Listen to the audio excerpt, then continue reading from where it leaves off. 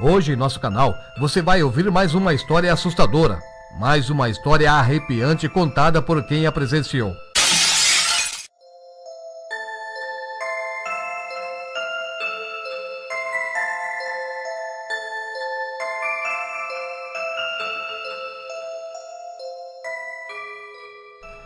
Existia uma lenda de uma certa fera que habitava uma mata e que, se alguém a seguisse durante a noite, chegaria a um lugar onde encontraria muita riqueza.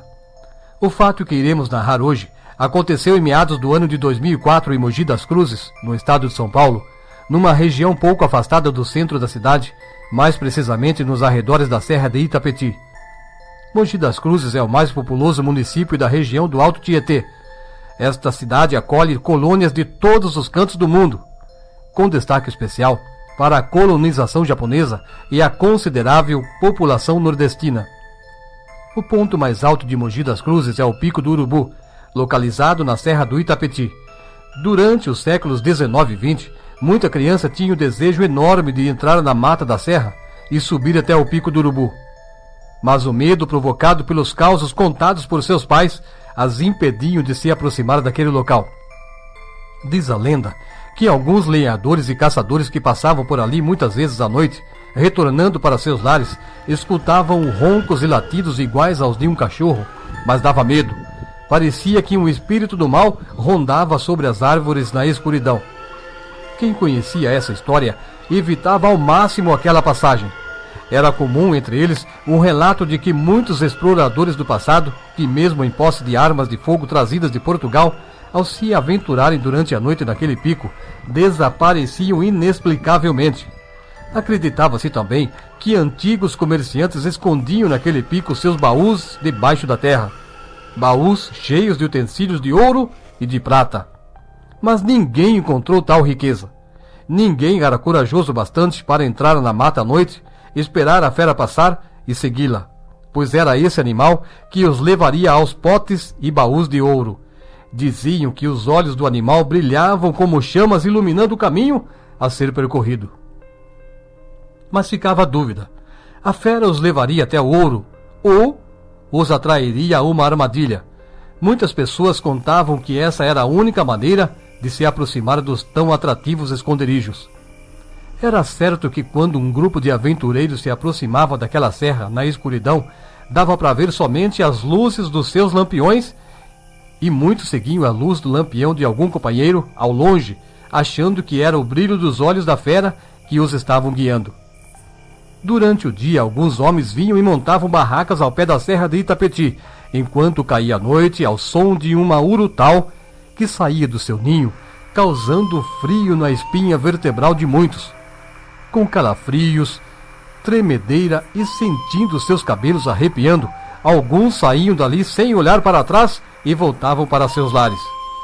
Os que permaneciam ali voltavam na manhã seguinte, relatando que tinham visto o animal dos olhos brilhantes, mas eles se perdiam no meio do matagal e, ao amanhecer, não conseguiam encontrar as pegadas daquele ser sinistro. Uns acreditavam em suas histórias, outros faziam chacotas, mas ninguém se atrevia a seguir o mesmo caminho que eles percorreram.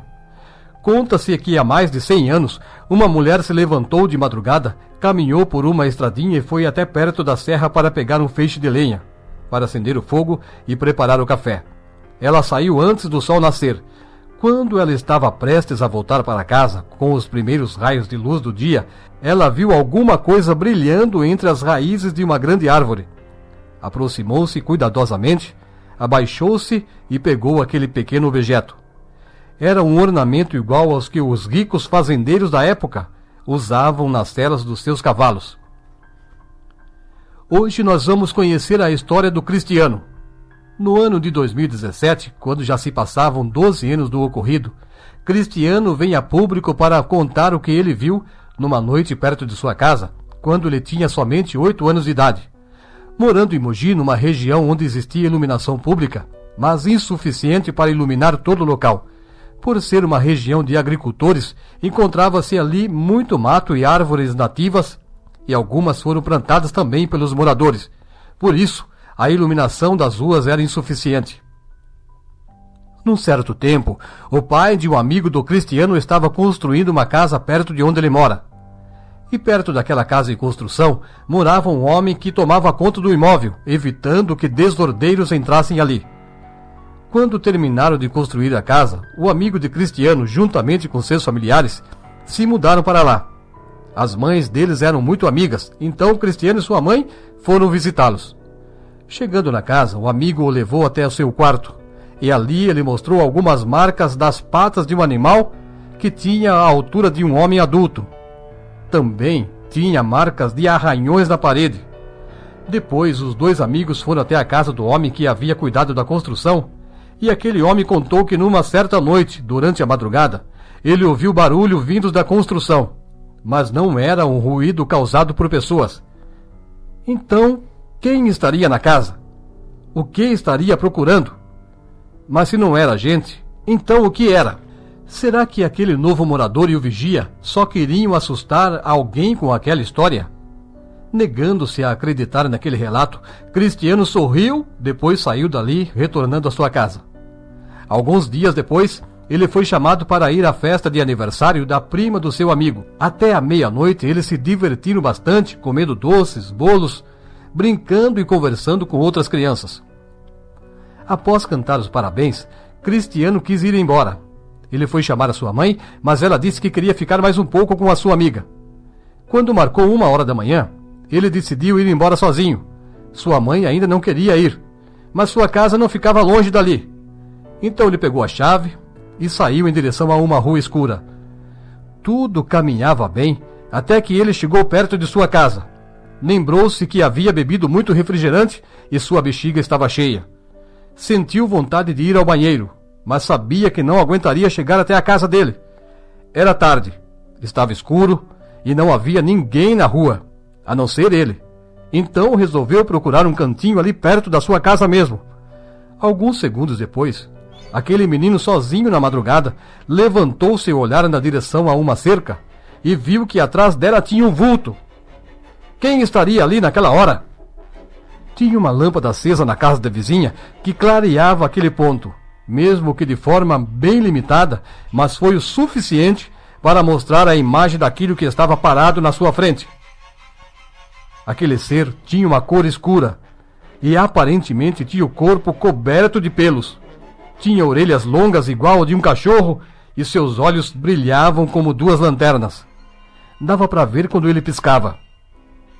E quando ele respirava, saía um tipo de fumaça das suas narinas. Aquele vulto era do tamanho de um homem encurvado para a frente. Podia-se dizer que sua aparência era estranha e muito assustadora. Aquele menino ficou paralisado. Queria gritar, mas sua voz não saiu. Queria correr, mas não conseguiu mover suas pernas. Aquele acontecimento durou um tempo de 10 a 15 segundos, mas foi o tempo suficiente para deixar qualquer pessoa apavorada, sem saber o que fazer, e menos ainda, o que iria acontecer.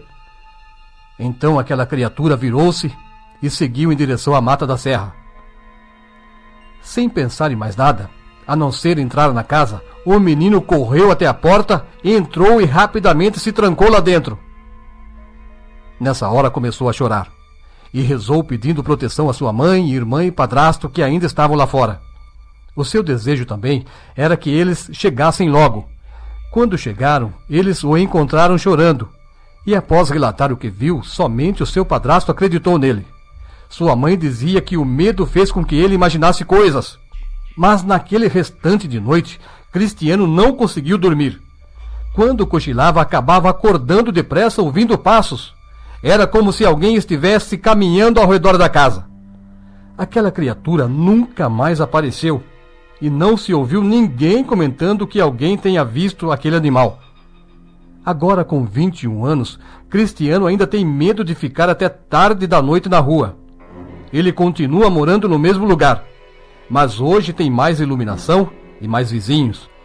Por muitos anos teve pesadelos e sentia medo de andar sozinho pela casa durante a noite.